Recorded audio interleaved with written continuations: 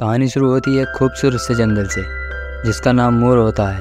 और इस मोर रियासत में सब बहुत खुशी से रहते हैं। और इसी जंगल में एक परी भी रहती है जिसका नाम मेलेफिसेंट होता है। दूसरी तरफ एक और रियासत को दिखाया जाता है जिसमें एक अहंकारी राजा का राज होता है। और ये वो लोग होते हैं जो मोर रियासत की खुशी को देखकर बहुत ज़्यादा चिढ़ते हैं। दूसरे सीन में मेलेफिसेंट को दिखाया जाता है जो बहुत खुश होती है और हवाओं के साथ उड़ रही होती है।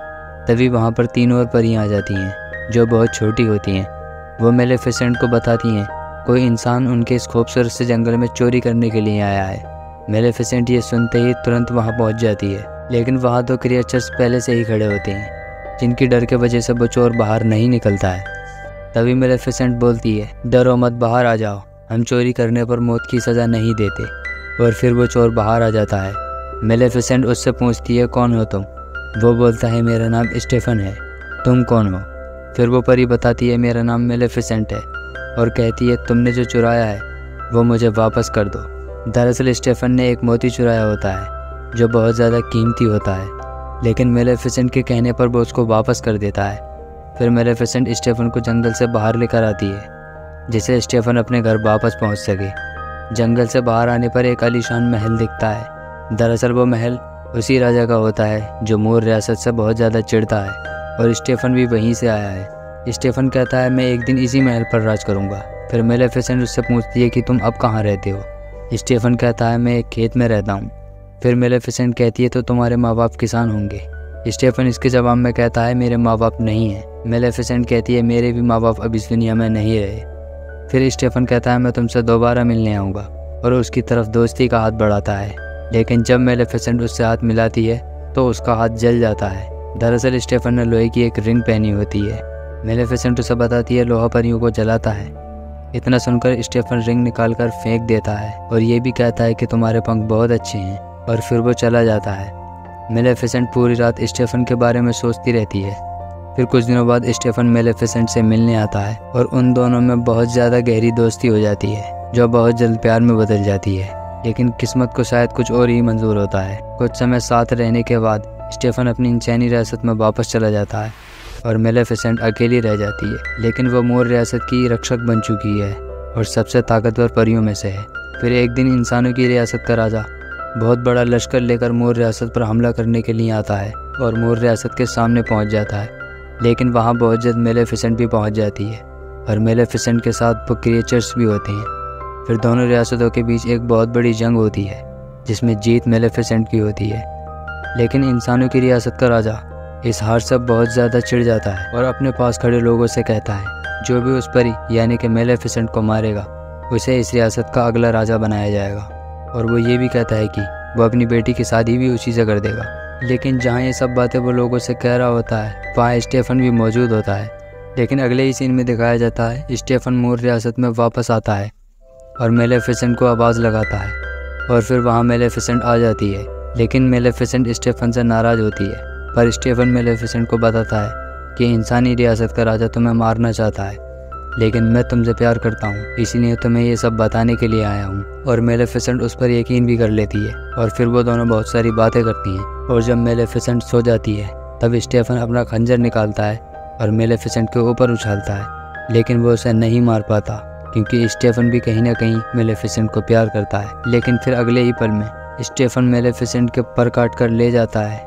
लेकिन जब मेलेफिसेंट उठती है तब उसे पता चलता है कि स्टेफन ने उसके साथ गद्दारी कर दी है और मेलेफिसेंट जोर जोर से रोने लगती है। दूसरी तरफ स्टेफन को दिखाया जाता है जो मेलेफिसेंट के परों को उस राजा को तोहफे में देता है, जिससे इंसानी रियासत का राजा बहुत ज़्यादा खुश होता है और स्टेफन को अगला राजा बना देता है। वहीं दूसरी तरफ मेलेफिसेंट को दिखाया जाता है जो और भी ज़्यादा ताकतवर बन चुकी है और अब स्टेफन से बदला लेना चाहती है।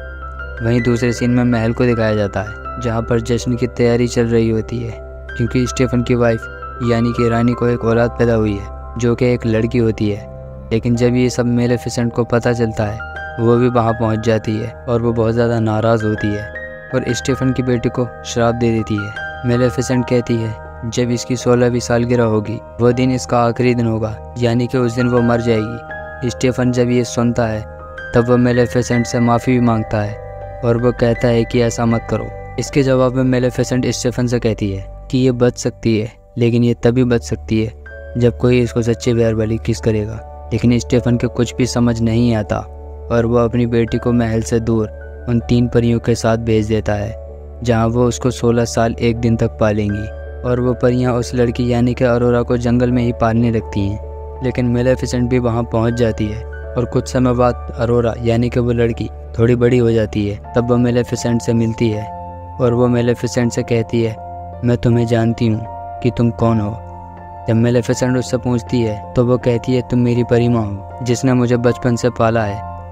ये सुनकर मेलेफिसेंट को बहुत अच्छा लगता है और उसे लड़की पर तरस भी आता है।